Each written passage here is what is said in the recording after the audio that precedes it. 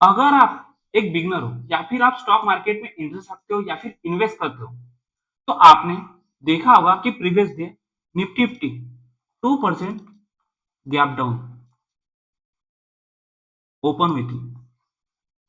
लेकिन अगर आप क्रूड ऑयल का चार्ट देखते हो प्रीवियस डे, तो क्रूड ऑयल लगभग 10 टू 12% अपसाइड मूवमेंट दिया था। तो आपने कभी सोचा why does the stock market fall when oil price rise?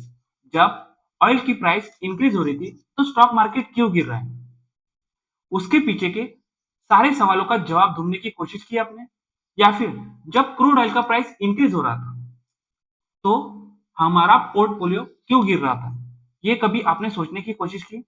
देखिए, अगर क्रूड ऑयल का प्राइस ऊपर जा रहा है और हमारा स्टॉक मार्केट नीचे गिर रहा है और आपका पोर्टफोलियो भी गिर रहा है, तो उसके पीछे मल्टीपल रीजन हो सकते हैं। तो हम उन रीजन को स्टेप बाय स्टेप समझने की कोशिश करते हैं। फर्स्ट रीजन है कॉर्पोरेट प्रॉफिट मार्जिन रिड्यूस। देखिए, जो भी कंपनी है ना, वो मैन्युफैक्चरिंग और ट्रांसपोर्ट पर डिपेंड करती है। क्रूड ऑयल का प्राइस इंक्रीज होगा तो पेट्रोल का प्राइस भी इंक्रीज होगा, जिस वजह से उसका इंपैक्ट ट्रांसपोर्ट पर देखने मिल सकता है। देखिए, कंपनी को अगर रॉ मटेरियल लग रहा है तो वो रॉ मटेरियल ट्रांसपोर्ट के जरिए कंपनी के पास आता है। अगर कंपनी गुड्स बनाते हैं, यानी जो माल होता है, अगर उनको डिलीवर करना है तो वो ट्रांसपोर्ट के जरिए होता है। अगर क्रूड ऑयल का प्राइस महंगा होगा तो पेट्रोल का प्राइस भी इंक्रीज होगा, जिस वजह से ट्रांसपोर्ट पर इंपैक्ट होगा और जिस वजह से ना कंपनी का जो मैन्युफैक्चरिंग कॉस्ट है या फिर प्रोडक्शन कॉस्ट है ना, वो इंक्रीज होगा। और कंपनी कभी भी प्रोडक्शन कॉस्ट अपने कंज्यूमर पर पास नहीं कर सकती, क्योंकि उनका जो प्रॉफिट है वो प्रॉफिट मार्जिन गिर सकता है। अगर कंपनी को प्रॉफिट कम होगा तो रिजल्ट आपको देखने मिलेगा उस कंपनी के शेयर पर, उस कंपनी का शेयर का प्राइस नीचे गिर सकता है। सेकेंड रीजन है इन्फ्लेशन फियर।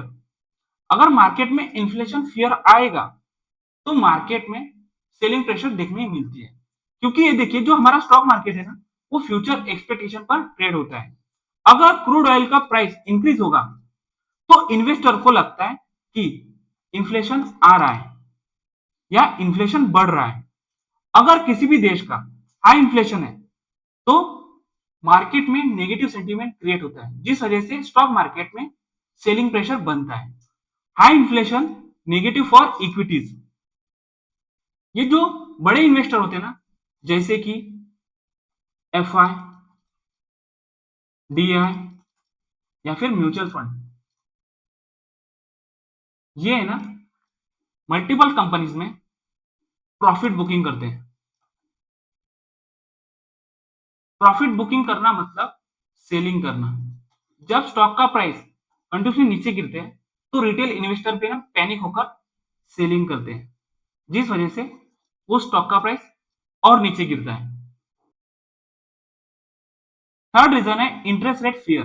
अगर ऑयल प्राइस इंक्रीज होता है तो उस देश का इन्फ्लेशन इंक्रीज हो सकता है। जब किसी भी देश का इन्फ्लेशन बढ़ता है तो जो गवर्नमेंट होती है ना, उसका जो गवर्नर होता है ना, वो इंटरेस्ट रेट हाइक करने की कोशिश करता है, क्योंकि उन्हें इन्फ्लेशन कंट्रोल करना होता है। अगर कोई भी गवर्नमेंट इंटरेस्ट रेट बढ़ाती है तो उसका इंपैक्ट वैल्यूएशन रिड्यूस होता है और ग्रोथ स्टॉक प्रेशर में होते हैं, इसीलिए मार्केट करेक्शन करता है। फोर्थ रीजन है करेंसी डिप्रिसिएशन। देखिए, ये जो हमारा इंडिया है ना, वो अपनी ऑयल रिक्वायरमेंट दूसरी कंट्री से पूरी करता है और इंडिया है ना, ऑयल दूसरी कंट्री से 85% से ज्यादा ऑयल इंपोर्ट करता है। अगर ऑयल का प्राइस इंक्रीज हो जाता है तो डॉलर की डिमांड बढ़ जाती है। देखिए, ज्यादातर कंट्रियों में डॉलर एक्सेप्ट किया जाता है, ना कि रूपी। तो अगर डॉलर की डिमांड इंक्रीज होगी तो रूपी वीक होगा। अगर रूपी वीक होगा तो जो बड़े इन्वेस्टर है, एफ आई, वो सेलिंग कर सकते हैं। इस वजह से मार्केट में करेक्शन या फिर प्रेशर देखने मिलता है। सबसे लास्ट रीजन है फिजिकल प्रेशर। देखिए, ये जो हमारी गवर्नमेंट होती है ना, वो गवर्नमेंट को ऑयल सब्सिडी मैनेज करनी पड़ती है। देखिए, अगर क्रूड ऑयल का प्राइस इंक्रीज होगा तो डॉलर की डिमांड बढ़ेगी। तो अगर डॉलर इंक्रीज हो रहा है तो हमारा रुपी वीक होगा। तो रुपी वीक होने की वजह से जब हम दूसरी कंट्री से ऑयल इंपोर्ट करेंगे तो हमें ज्यादा पैसा देना पड़ेगा। उसे बोला जाता है ट्रेड डेफिशिएट। जब फिजिकल डेफिशिएट बढ़ सकता है तो उस कंट्री का इकोनॉमिक रिस्क भी इंक्रीज हो सकता है। इस वजह से मार्केट इस चीज को नेगेटिव रिएक्ट करता है और नेगेटिव रिएक्ट करने का मतलब है कि मार्केट गिरना। जब क्रूड ऑयल का प्राइस इंक्रीज होता है तो कुछ स्पेसिफिक सेक्टर पर उसका डायरेक्टली इंपैक्ट होता है। अब हम देखते हैं which sector is being hurt by the global rise in oil price। यानी कौन से सेक्टर ऑयल प्राइस बढ़ने से हर्ट होते हैं। देखिए, डायरेक्टली इंपैक्ट होता है एयरलाइन सेक्टर पर, क्योंकि एयरलाइन का सबसे बड़ा एक्सपेंस होता है एविएशन फ्यूल। अगर क्रूड ऑयल का प्राइस इंक्रीज होगा तो एविएशन का फ्यूल का जो कॉस्ट है वो भी इंक्रीज होगा, जिस वजह से एयरलाइन कंपनी का प्रॉफिट गिर सकता है। और airline stock usually crude oil का प्राइस बढ़ने से एयरलाइन का स्टॉक का प्राइस नीचे गिर सकता है या फिर एयरलाइन के स्टॉक्स प्रेशर में रह सकते हैं। सेकेंड सेक्टर है लॉजिस्टिक। देखिए, ये जो लॉजिस्टिक सेक्टर है ना, पूरा ट्रांसपोर्ट पर डिपेंड करता है। और ट्रांसपोर्ट किस चीज पर डिपेंड करता है? पेट्रोल या डीजल। अगर क्रूड ऑयल का प्राइस इंक्रीज होगा तो पेट्रोल और डीजल का प्राइस भी इंक्रीज होगा, जिस वजह से लॉजिस्टिक की जो ट्रांसपोर्टेशन है, ट्रांसपोर्ट का कॉस्ट भी इंक्रीज होगा। तो उस वजह से उस कंपनी के शेयर्स नीचे गिरेंगे। थर्ड सेक्टर है पेंट इंडस्ट्री। देखिए, पेंट इंडस्ट्री, जो पेंट इंडस्ट्री है ना, उसका रॉ मटेरियल पता है आपको क्या होता है? वो होता है क्रूड ऑयल। अगर क्रूड ऑयल का प्राइस इंक्रीज होगा तो उनकी रॉ मटेरियल की कॉस्ट प्राइस भी इंक्रीज होगी। और जब रॉ मटेरियल कॉस्ट इंक्रीज होंगी तो चांसेस है उन कंपनी के प्रॉफिट गिर सकते हैं। तो जब प्रॉफिट कम होगा तो चांसेस है उस कंपनी का शेयर का प्राइस नीचे गिर सकता है। और बहुत सारी कंपनी है जो रॉ मटेरियल पेट्रोकेमिकल्स बेस होती है। फोर्थ सेक्टर है एफएमसीजी। देखिए, एफएमसीजी ट्रांसपोर्टेशन और पैकेजिंग का कॉस्ट बढ़ने से उस कंपनी का शेयर का प्राइस प्रेशर में रह सकता है, क्योंकि ट्रांसपोर्टेशन कॉस्ट और पैकेजिंग कॉस्ट बढ़ेगा तो मार्जिन प्रेशर बढ़ेगा, और जब मार्जिन प्रेशर बढ़ेगा तो उस कंपनी का शेयर का प्राइस भी गिर सकता है।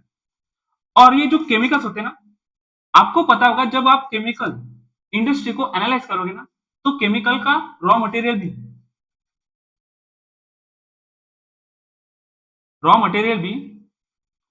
क्रूड ऑयल होता है। अगर क्रूड ऑयल का प्राइस इंक्रीज होगा तो केमिकल सेक्टर पर भी इंपैक्ट हो सकता है। तो चलिए अब हम देखते हैं कि जब क्रूड ऑयल का प्राइस इंक्रीज होता है तो कौन से सेक्टर के लिए बेनिफिट होता है। देखिए, ये सबसे इंटरेस्टिंग पार्ट है, क्योंकि जब क्रूड ऑयल का प्राइस इंक्रीज होता है तो स्टॉक मार्केट के लिए नेगेटिव होता है, यानी स्टॉक मार्केट गिरता है। लेकिन कभी कभी क्रूड ऑयल का प्राइस इंक्रीज हो रहा है ना, तो कुछ सेक्टर के लिए बेनिफिट होता है। और ऑयल प्राइस इंक्रीज होना सबके लिए या सब सेक्टर के लिए नेगेटिव नहीं होता है, कुछ सेक्टर के लिए बेनिफिट भी होता है। जैसे कि ऑयल एक्सप्लोरेशन कंपनीज, जो कंपनी ऑयल प्रोड्यूस करती है ना, उनको हायर प्राइस मिलता है। देखिए, अगर क्रूड ऑयल का प्राइस इंक्रीज हो रहा है तो ऑयल एक्सप्लोरेशन कंपनी जो ऑयल बनाती है उनको हायर प्राइस मिलेगा, जिस वजह से उस कंपनी का रेवेन्यू इंक्रीज होगा। जब किसी भी कंपनी का रेवेन्यू इंक्रीज होगा तो वो मार्केट गुड साइन मानता है, पॉजिटिव सेंटीमेंट समझता है, जिस वजह से उस कंपनी का शेयर का प्राइस ऊपर जाने की कोशिश करता है। और ऑयल एक्सप्लोरेशन कंपनीज पता है कौन सी है?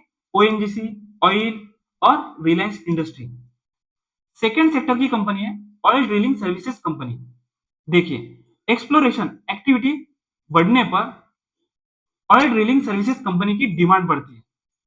अगर इनकी डिमांड बढ़ेगी तो इनका रेवेन्यू ग्रो होगा। एग्जाम्पल के तौर पर Jindal drilling and industry limited company. Third sector है सम एनर्जीज कंपनीज। एनर्जी प्राइसेस बढ़ने पर प्रॉफिट इंप्रूव होते हैं।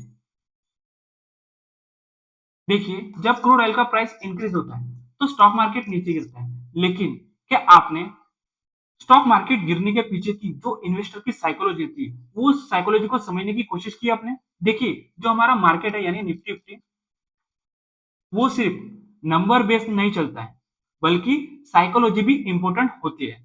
जब ऑयल प्राइस इंक्रीज होता है और उसकी न्यूज इन्वेस्टर के पास पहुंचती है, तो वो इन्वेस्टर इन्वेस्टर नर्वस हो जाता है और वो न्यूज इन्वेस्टर को नर्वस बना देती है, और उस वजह से इन्वेस्टर में फियर क्रिएट होता है। और जब फियर क्रिएट होता है और मार्केट में जब फियर क्रिएट होता है ना, तो इन्वेस्टर से ना, जो भी बड़े इन्वेस्टर है, वो रिस्की एसेट को सेल करते हैं, यानी उस रिस्की एसेट से एग्जिट करते हैं, जिस वजह से स्टॉक मार्केट प्रेशर में आता है, यानी स्टॉक मार्केट गिरता है।